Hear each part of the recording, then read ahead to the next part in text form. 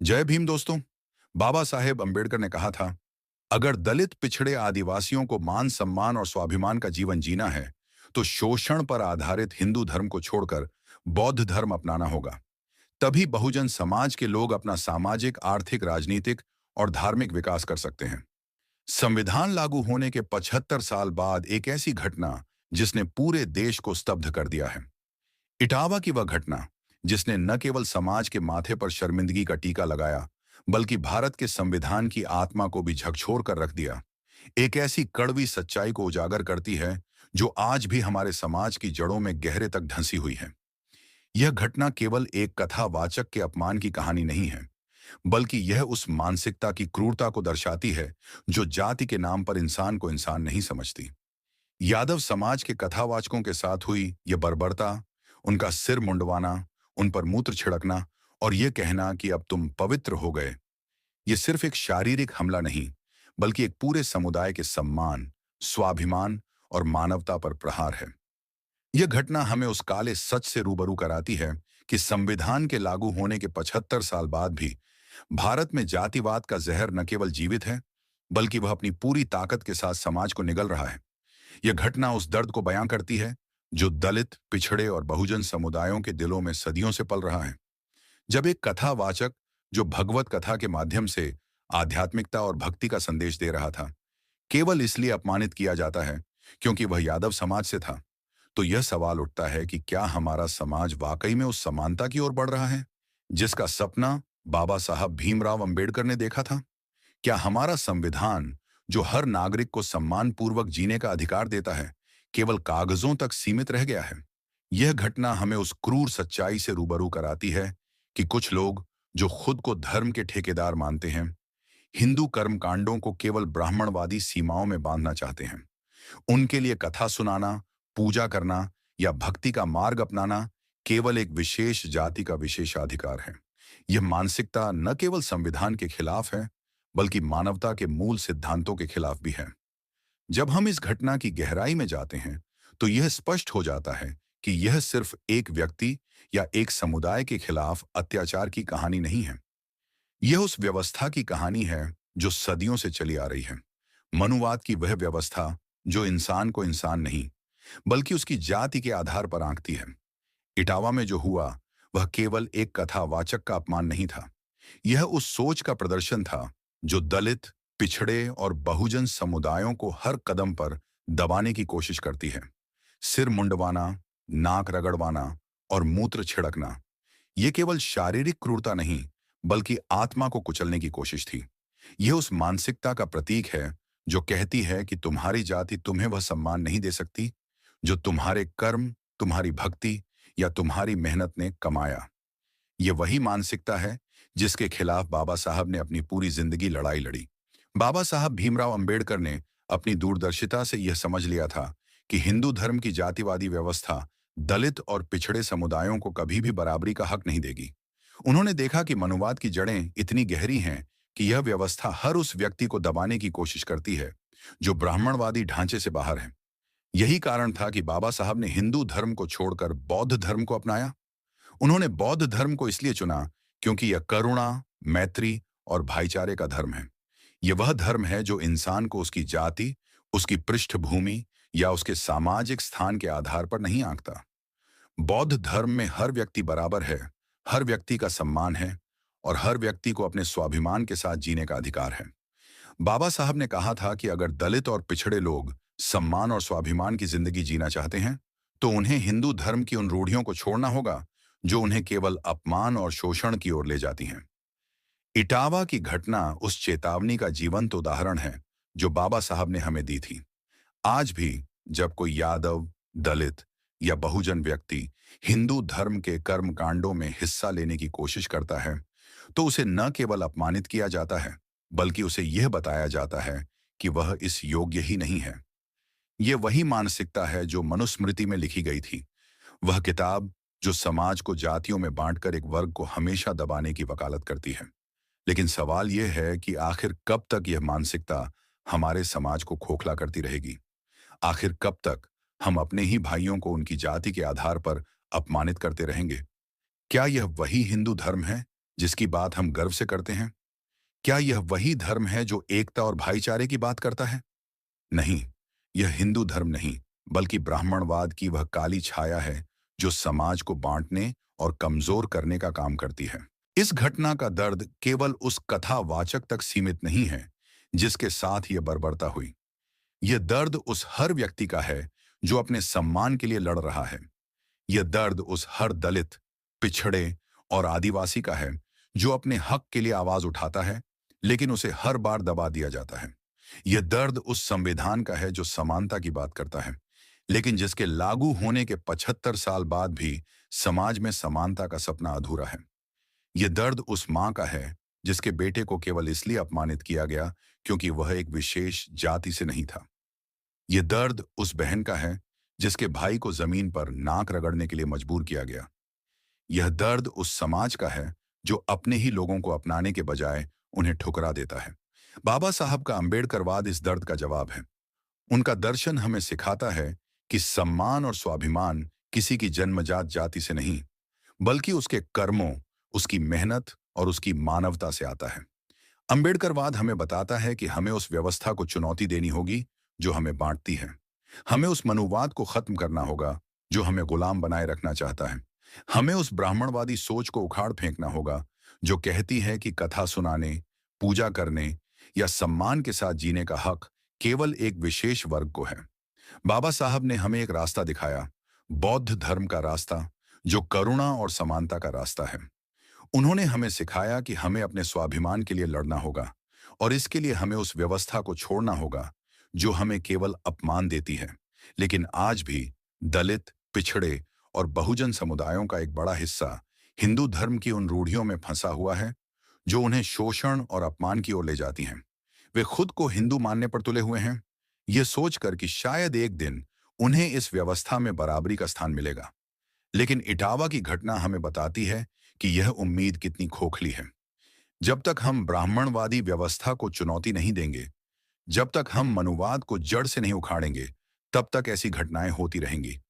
जब तक हम बाबा साहब के दर्शन को पूरी तरह से नहीं अपनाएंगे, तब तक हमारा सम्मान और स्वाभिमान खतरे में रहेगा। इटावा की यह घटना एक चेतावनी है। ये हमें बताती है कि हमें अपने अधिकारों के लिए, अपने सम्मान के लिए और अपने स्वाभिमान के लिए और अधिक मजबूती से लड़ना होगा। हमें बाबा साहब के अंबेडकरवाद को अपनाना होगा, जो हमें सिखाता है कि हमारी ताकत हमारी एकता में है। हमें बौद्ध धर्म की उस करुणा और भाईचारे को अपनाना होगा जो हमें बांटने वाली रूढ़ियों से मुक्त करता है।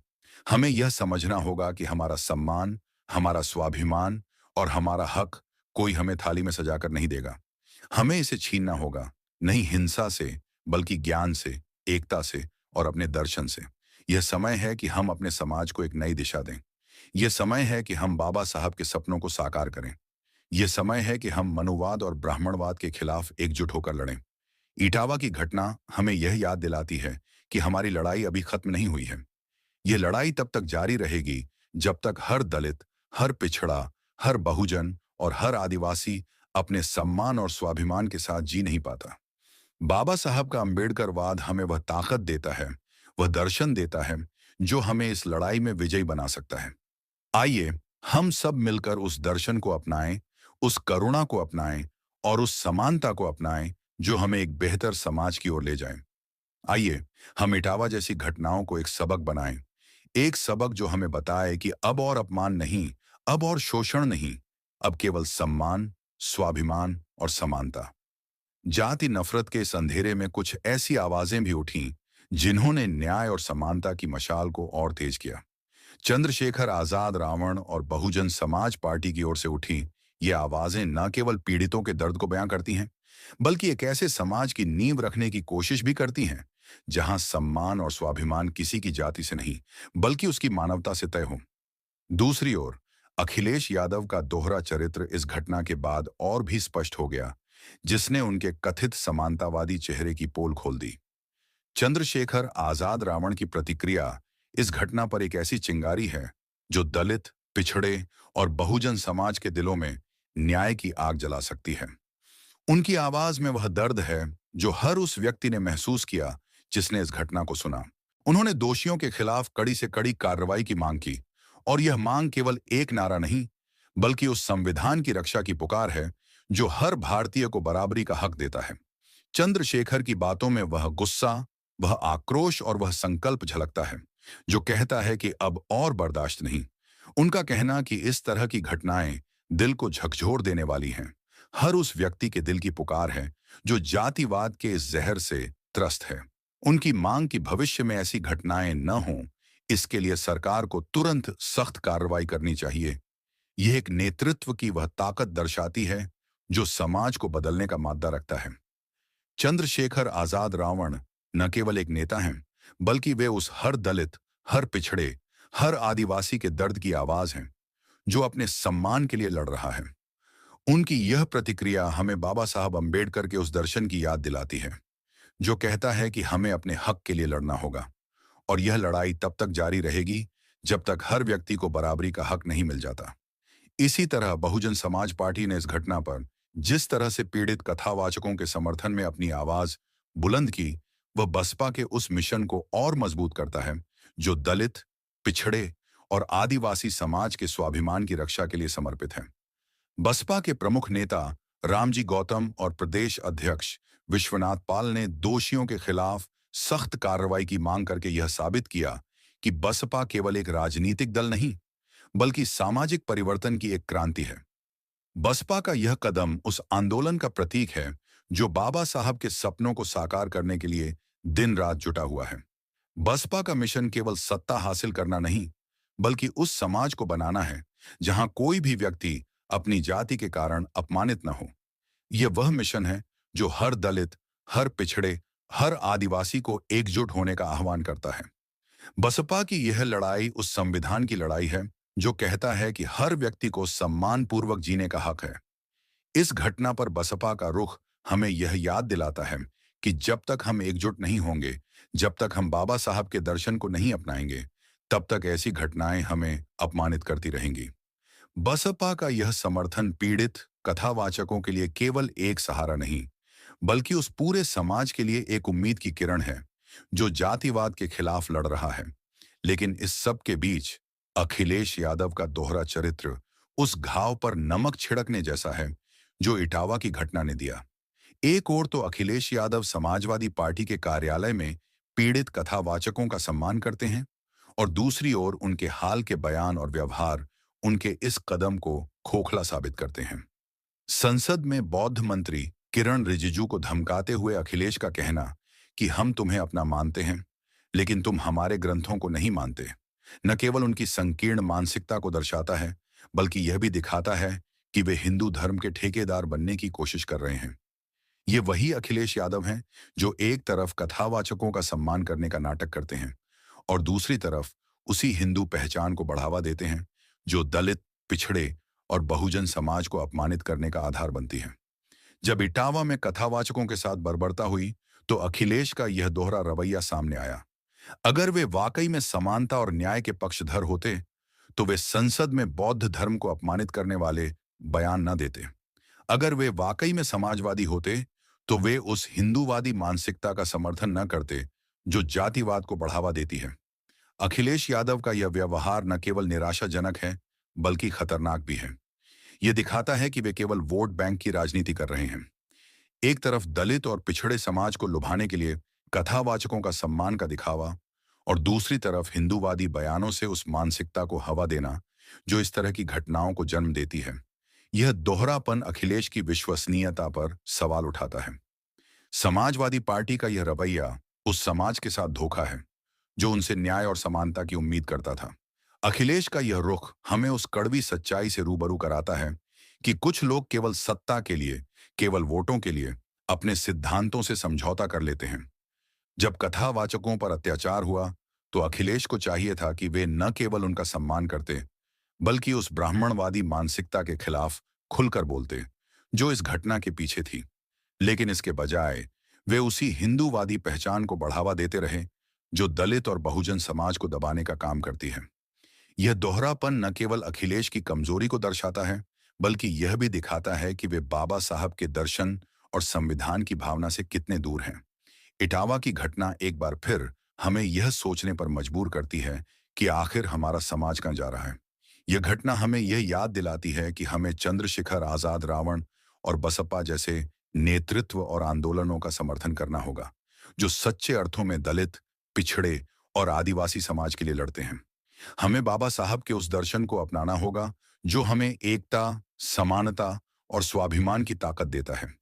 हमें उस ब्राह्मणवादी और मनुवादी व्यवस्था को उखाड़ फेंकना होगा जो हमें बांटती है। और सबसे बढ़कर हमें अखिलेश यादव जैसे नेताओं के दोहरे चरित्र को बेनकाब करना होगा, जो केवल दिखावे के लिए समाजवाद की बात करते हैं, लेकिन हकीकत में उसी व्यवस्था को बढ़ावा देते हैं जो हमें अपमानित करती है। यह समय है कि हम एकजुट हों। यह समय है कि हम चंद्रशेखर आजाद और बसपा के मिशन से जुड़ें। यह समय है कि हम बाबा साहब के अंबेडकरवाद को अपने जीवन का हिस्सा बनाएं। इटावा की घटना का जवाब केवल कार्रवाई है, वह कार्रवाई जो हमें सम्मान दे, वह कार्रवाई जो हमें स्वाभिमान दे, और वह कार्रवाई जो हमें उस समाज की ओर ले जाए जहां कोई भी व्यक्ति अपनी जाति के कारण अपमानित न हो। आइए हम सब मिलकर इस लड़ाई को लड़ें और उस देश को बनाएं जिसका सपना बाबा साहब ने देखा था। एक ऐसा देश जहां हर इंसान को बराबरी, सम्मान और स्वाभिमान का हक हो। दोस्तों, ये वीडियो को आपको कैसा लगा? हमें कमेंट को जरूर बताएं। वीडियो देखने के लिए तहे दिल से शुक्रिया।